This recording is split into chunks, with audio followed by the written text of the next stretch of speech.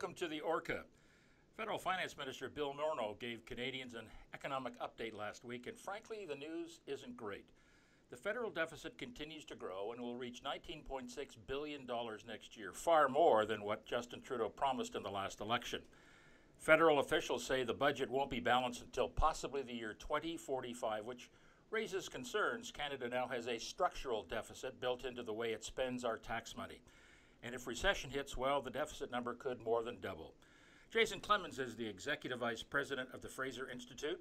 He's been writing on federal finances at the FraserInstitute.org and joined us now via Skype. Jason, good morning. Good morning. Thank you. Structural as opposed to cyclical deficits. Let's start there. I mean, what is the difference?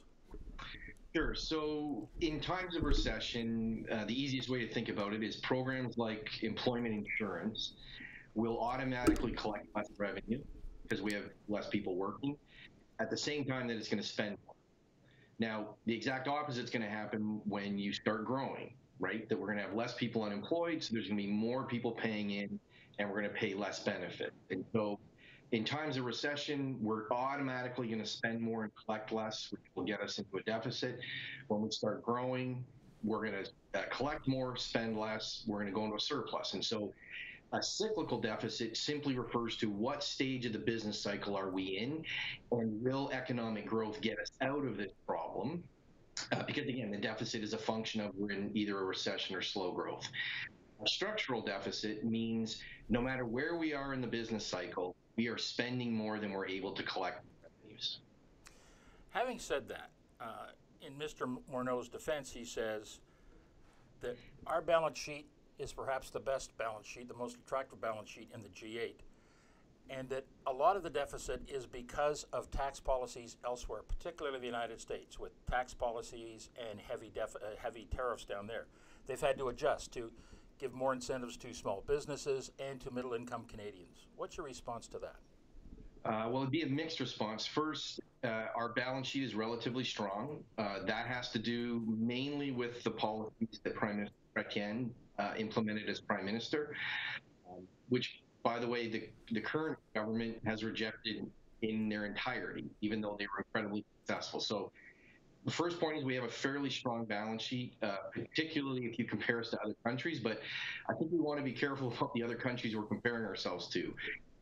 The United States' fiscal situation is a nightmare. Medicaid, Medicare, Social Security are in serious, serious trouble, and the U.S. continues to fail to be able to control spending. Some of the European countries, very serious fiscal problems. Again, so I think we want to be careful about who we compare ourselves to and why we have the strong balance sheet we have. I think the other matter, though, is the inability of the federal government right now to balance the budget because they simply cannot control spending. And I'll give you the easiest statistic for your viewers and listeners to think about. Between March of this year and the economic update that was just delivered last week, so November, the federal government increased planned spending by $8 billion. If they had simply stuck to the original plan that they delivered in March of this year, the deficit would be roughly half what they expect this year. The issue is, as those revenues came in that were above expectation, all of it was spent. And so, yes, we have a strong balance sheet right now, particularly compared to other countries. We are, however, heading into a baby boom, which is going to cause fiscal pressure, and that balance sheet is going to come under increasing pressure. But the other thing to recognize is we are right now in a period of economic growth. So our inability to balance our budget right now, if we go into a recession, and remember, on average, every 8.5 years we go into recession, so we're basically due for one. That balance sheet is going to get much worse very quickly because we will go into a much larger deficit if we enter a recession. So I think we want to be careful again about how we got into the position we're in right now in terms of having a strong balance sheet, who we're comparing ourselves to, and what the risks are on the horizon. So, Jason, when you look into your economic crystal ball, you look to the future, what concerns you the most? Well, I think really if we go back to the lessons of the Chrétien era and the legacy that they left both the Harper government and now the Trudeau government, that they were getting us prepared demographic crunch that we knew was coming and that we're now into, which is slower economic growth because we have a smaller proportion of the population working and more of the population that is dependent on retirement funds and government transfers. So right now we should be in a surplus position.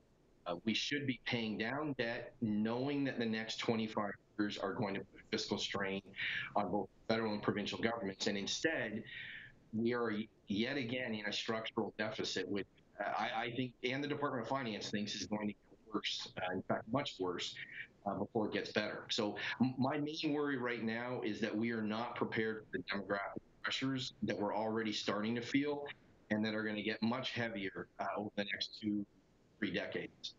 Certainly, any budget or any economic update like this has domestic implications, but also has international implications. How does this statement from our government, how does it show the rest of the world our tax competitiveness, we'll say? I think it's a great question. So to the Liberals' credit, to the federal government's credit, they did announce a temporary, what's called an accelerated depreciation, which simply means that businesses that invest in qualifying assets, expanding a factory, a new line, machinery, equipment, those firms that invest in those types of activities will be able to write them off more quickly than they otherwise would. That will get our business tax rate closer to the United States when it comes to the taxes applied when we have new investment. There's a couple problems with that. So one is it doesn't deal with all of our existing businesses who have already made investments. If you think about a business in the Lower Mainland that's thinking about having a second shift, there's no tax advantage to them from the announcements made in the recent economic update. They are still at a major cost disadvantage when it comes to this relative to Washington State, Oregon, or other border states. Secondly, the federal government continues to ignore the damage that the personal income tax increases have had. We know that entrepreneurs, for example, and investors are sensitive to personal income taxes as well as business taxes.